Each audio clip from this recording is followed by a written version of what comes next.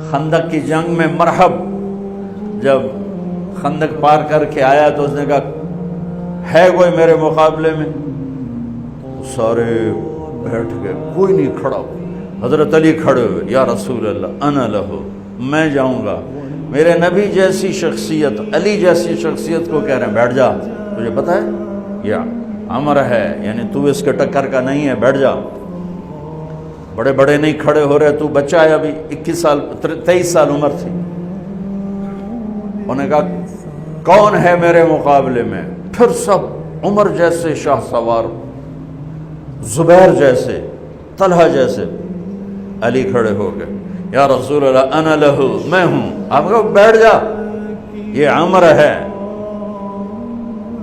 پھر اس نے کہا کدھر ہے تمہاری جنت جس میں دعوے کرتے ہو شہید ہوں گے تو جائیں گے، تمہیں کوئی جنت کا شوقین نہیں ہے؟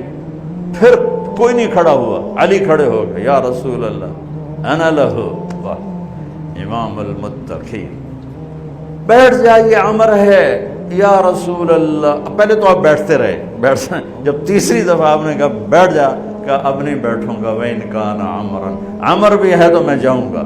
آپ نے کہا اچھا چل جاؤ۔ پھر آپ نے ان کے لیے دعا کی۔ اب ان کے ایک ہاتھ میں انا الذی صمتنی امی حیدرا کلیث غابات کریہ المنظرا اوفیہمی بالساء کیل السندرا، یہ شعر پڑھتے ہوئے جا رہے تھے۔ میں ہوں جس کا نام اس کی ماں نے حیدر رکھا ہے۔ حیدر شعر کو کہتے ہیں، شعر، اس لیے آپ کو حیدر کرار، کرار کہتے ہیں پلٹ پلٹ کے حملہ کرنے والا۔ تو آپ کا لقب تھا وہ شعر جو پلٹ پلٹ کے حملہ کرے اور سامنے کسی کو نہ چھوڑے۔ تو جب آپ پہنچے تو آپ بچے سے، وہ 100 لڑائیاں لڑ چکا تھا، تو کہنے لگا کون ہو؟ کہا میں علی ہوں، چہرہ تو چھپایا ہوا تھا۔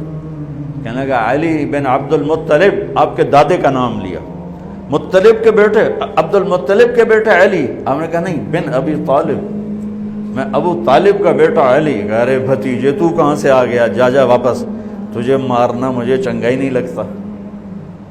یعنی وہ ایسے یقین پر ہے کہ بھائی بچے نو تو میں مروڑ دیونا ہے، تو دوسرا قرابت رشتہ نکل آیا۔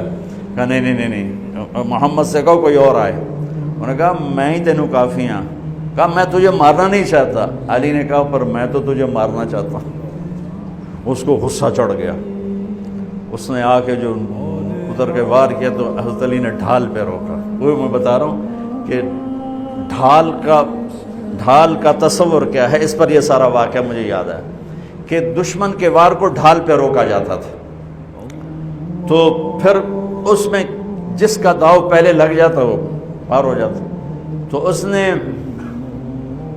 2-3 وار کیے، حضرت علی نے ڈھال پہ روکے، پھر اس نے ایک زور سے وار کیا تو اس نے ڈھال کو توڑ دیا اور کندھے پہ آ کے تلوار لگی اور کندھا زخمی ہو گیا۔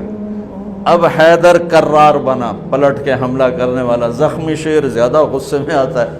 حضرت علی نے جو پلٹ کے اس پہ وار کیا تو اس نے ڈھال آگے کی، تو علی کی تلوار نے ڈھال کو توڑا اور کندھے پر لگی، اس کی بھی کندھے پر لگ کے بس طاقت ختم ہو گئی، لیکن کرار کی تلوار ڈھال کو توڑا، کندھے کو توڑا اور پوری باڈی کو چیر کے 2 حصوں میں پھینک۔ تو اس کی لاش پہ پاؤں رکھ کر کہا